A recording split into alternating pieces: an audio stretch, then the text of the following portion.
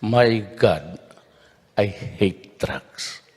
It's the eve of the campaign period for the midterm elections. President Duterte has yet to announce his complete personal slate for the senatorial race.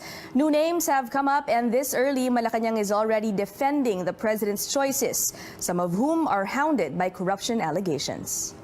His party PDP Laban is set to launch its senatorial slate on Thursday, but he too will have his own ticket.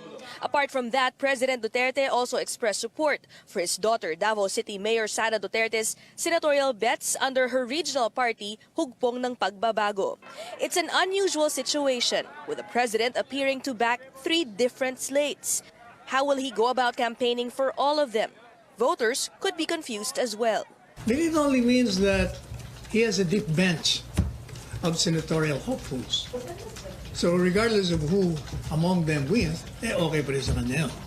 What's clear for now, President Duterte's so-called personal slate is filling up.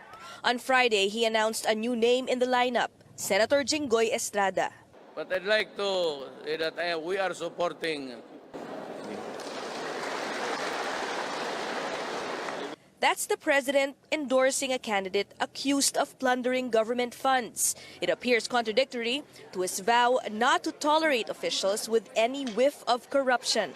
Malacanang believes the endorsement won't affect the president's image, saying Estrada has not been convicted. So the presumption is Estrada is innocent. Number 2, he has been granted bail. And the reason for the court's grant of provisional liberty is anchored on the fact that the evidence of guilt is not strong. For Estrada, it's innocent until proven guilty. Some may see it as double standard because that didn't seem to be the case when President Duterte fired high-ranking government officials over corruption allegations without bringing them to court. The difference is the president, to my mind, has not received any evidence of corruption vis-a-vis Mr. Estrada. So far, the president's slate has 10 candidates. Estrada isn't the only one hounded by corruption allegations. Governor Amy Marcos is there, and there's evidence, including court convictions, of her family's ill-gotten wealth, billions of pesos of which have already been returned to the government, even as more assets are being sought for forfeiture. Utang na loob yata yung kanyang reason. So in Amy Marcos's case, the president is willing to overlook yung issue of corruption. In the first place, Amy is not charged. No matter how tainted his candidates are, the palace believes people still trust President Duterte's judgment.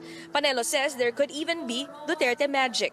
The president prohibited members of his cabinet from campaigning, but his spokesman confirmed the president himself will be active. The Commission on Elections vowing to strictly monitor violations at the beginning of the campaign season tomorrow. COMELEC spokesman James Jimenez says candidates must follow campaign poster sizes and make sure these should only be posted in designated areas. The poll body will even monitor social media posts made by or for the candidate. In an interview with CNN Philippines, an election watchdog official talks about how the digital platform will make the campaign fair.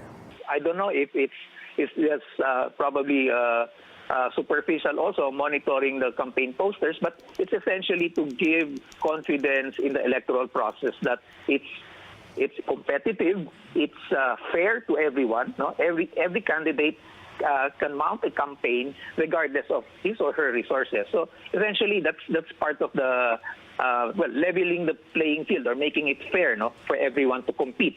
No, but it doesn't necessarily mean that, as I mentioned in the past interviews also, that the use of technology right now is also a great equalizer. In other news, no freedom just yet for a Chinese woman who assaulted a policeman at the Boni MRT station during the weekend.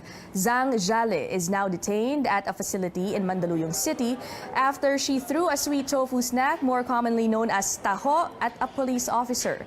The incident, captured in photographs and security camera footage, has gone viral.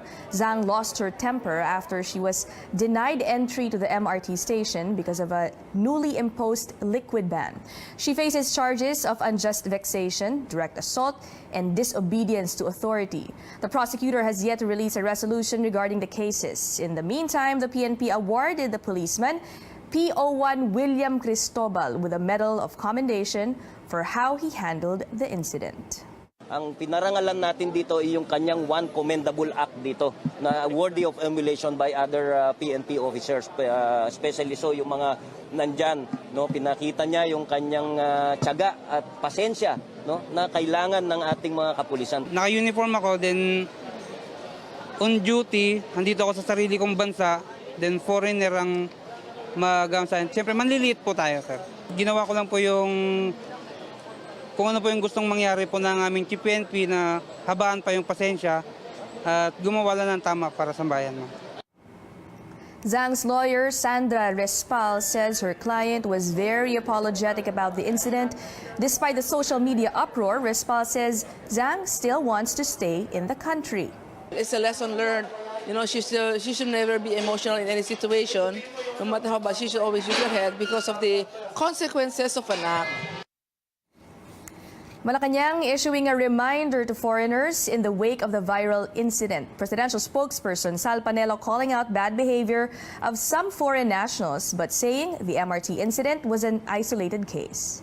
Foreign nationals who sojourn in this country should always behave. Otherwise, they're subject to loss and deportation. We will not allow them to disrespect authorities. There have been rudeness on certain nationalities, and it's not limited to Chinese. Panelo says they agree with Foreign Affairs Secretary Teddy Locsin's view on the incident. Over the weekend, Locsin tweeted it was a non-issue. The Interior Department discussing the Manila Bay rehabilitation with officials in areas connected to the bay's watershed. 178 mayors in Metro Manila, Central Luzon, and Calabarzon met with the agency today. Interior Secretary Eduardo Año says he will require them to impose a no environmental compliance certificate, no business permit policy. Meron si DO, dapat isuspend na rin nila yung business permit. No? How can an establishment perform a business? An establishment has no water connection, di ba? The MMDA is also on the lookout for those who throw garbage into the bay. Litterbugs may be fined 500 to 1,000 pesos or required to do 8 to 16 hours of community service. A House panel also tackling the rehabilitation program and the planned reclamation projects in Manila Bay. While authorities say the projects will help solve Metro Manila's flooding problem, some congressmen are skeptic about it. Cian Arcangel reports. The Philippine Reclamation Authority says there are more benefits than disadvantages to reclaiming close to 10% of Manila Bay's total area amid its ongoing rehabilitation. PRA officials revealed there are 22 reclamation projects in Manila Bay that are in the pipeline, though none has been given an authority to proceed yet. But should the projects push through, PRA Assistant General Manager Joselito Gonzalez expects the reclaimed lands to be bustling economic hubs just like the Bay City in Pasay. Gonzalez notes thousands of people have jobs because of the casinos, condominium buildings, and mall that have been built in Bay City. 3 casino hotel resort pa lang po yun. May patayo pa pong Resorts World. Hindi pa po natin binibilang ang empleyado ng Mall of Asia. Gonzalez says reclaiming land at Manila Bay can also be a solution to Metro Manila's flooding problem. As proof, he says the area from the Manila Yacht Club going to the airport road has been spared from heavy flooding during typhoons because of the reclaimed land in Bay City. 20,000 hectares of Manila Bay's total area of 199,000 hectares will be affected if all of the reclamation projects push through. Pamula dun sa Yacht Club naman, southward, papunta sa Asia World at Airport Road, may nakita ba po tayong baha? May humarang sa tubig. May humarang dun sa surge. And iyan yung reclaimed area natin ngayon. So ang isa pang benepisyo ng reclamation is coastal defense. But lawmakers are not convinced of the benefits. Buhay Party List Representative Lito Atienza, a former Environment Secretary, slams the PRA for painting a rosy picture of the reclamation projects without talking about its negative impact on the environment. Tingin ba ninyo yung 20,000 hectares being poured with rock and sand and reclaimed would be improving the condition or destroying the bay finally. Sir, it may improve the condition, sir. It will improve. Mr. Chairman, medyo may problema tayo.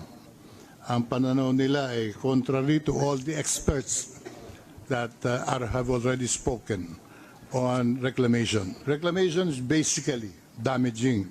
Marikina City Representative Bayani Fernando warns the development of a huge mass of reclaimed land would be a burden to the government. Akala natin reclamation is the in thing. But we have to consider, di ba? Napakamahal na ano niyan, na investment niyan. With PRA's recent transfer to the office of the president, lawmakers hope President Duterte will take a closer look at the proposed reclamation projects and think twice before approving them. A temporary ban on pork from Japan as swine fever spreads in the East Asian country. The Agriculture Department says it is suspending the entry of Japanese pork and pork products as quarantine officials validate reports with the World Animal Health Organization. Reports state swine fever is present in a number of prefectures in Japan, with over 100 wild boars testing positive for the virus and some 15,000 pigs expected to be culled. In January, the Philippine government also banned pork from over a dozen countries affected by African swine fever, including China. The United Nations says swine fever was first detected in Asia in 2018, particularly in Siberia. Health Secretary Francisco Duque says there are now over 4,000 measles cases across the country, with Metro Manila having the most number of cases. The fatalities remain at around 70. Duque admits vaccination dropped in 2014 and 2018.